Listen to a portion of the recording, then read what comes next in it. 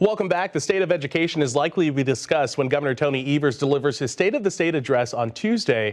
Earlier this week, State Superintendent of Education Dr. Jill Underly spoke at the Wisconsin State Education Convention in Milwaukee. The event, coined EdCon 2024, covered everything from First Amendment issues to recruiting teachers, mental health, and school safety. Dr. Underly joins us now here in studio. Welcome back to Upfront. Thank you so much, Jaron. I'm really happy to be here with you. Thanks for being here. I do want to ask about your address this past week.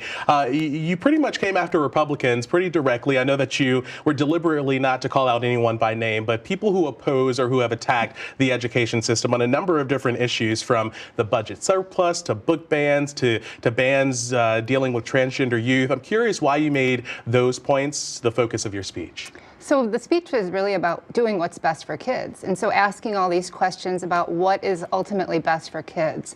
The kids are the future of the state. They're the economic engine that's going to drive our state forward. And so at this time in their lives, we need to be doing what's best for them.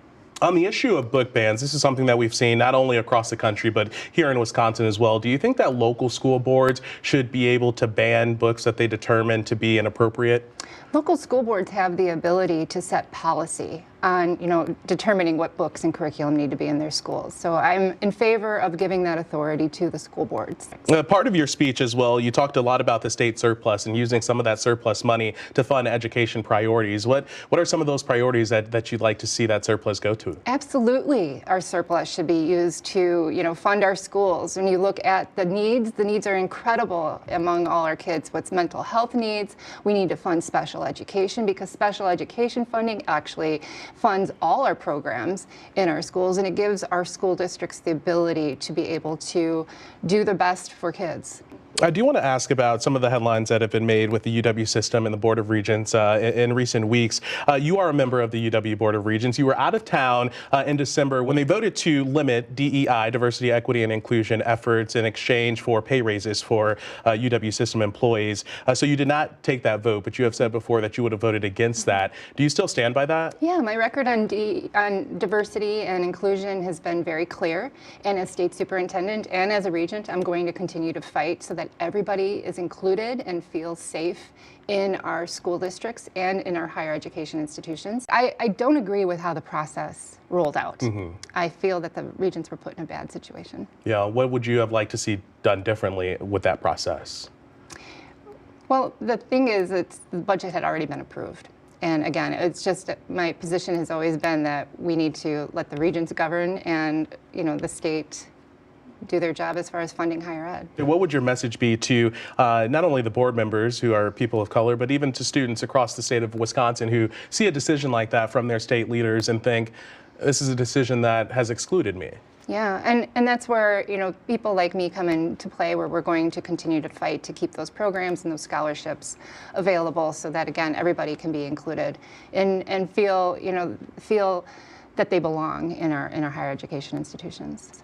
The former chancellor of UW-La Crosse has been in the news recently after his pornographic career came to light outside of his job as chancellor. Do you agree with the Board of Regents' decision to fire him as chancellor? Yeah, that was really a no-brainer. I think that we certainly did the right thing. Do you think that his tenure should be revoked?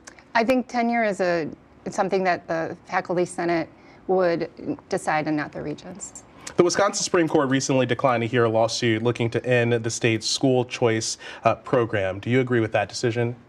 I can't really speak to that and how they decided whether or not to hear it. What I would just say is that we do need to look at how we fund our schools in Wisconsin, and public education is the system that includes everybody and everybody has access to, and we cannot afford two school systems. So the lawsuit argues that the school choice program is unconstitutional. Do you believe that? Do you agree with that? Again, I don't know the constitutionality of all that, but my position has always been that I am very, very much pro-public education and that we can't afford two school systems. The governor signed the shared revenue deal late last year that gave a major increase in state funding to the school choice program. Do you think that was the right decision from the governor? It's really difficult when you have all these competing interests, and sometimes, just the horse trading that goes on with, how things are funded. I can't speak to that necessarily. I wasn't there when that happened. Again, I'll just go back to the fact that we can't afford two systems of schooling, and so with the surplus that we have, we really should be looking at how we can fund our public schools. Dr. Jill Underly, the State Superintendent of Education, thanks so much for your time. We appreciate it. Up next, the Democratic National Convention. A first look at what will happen in Chicago as Republicans gather just up the road here in Wisconsin.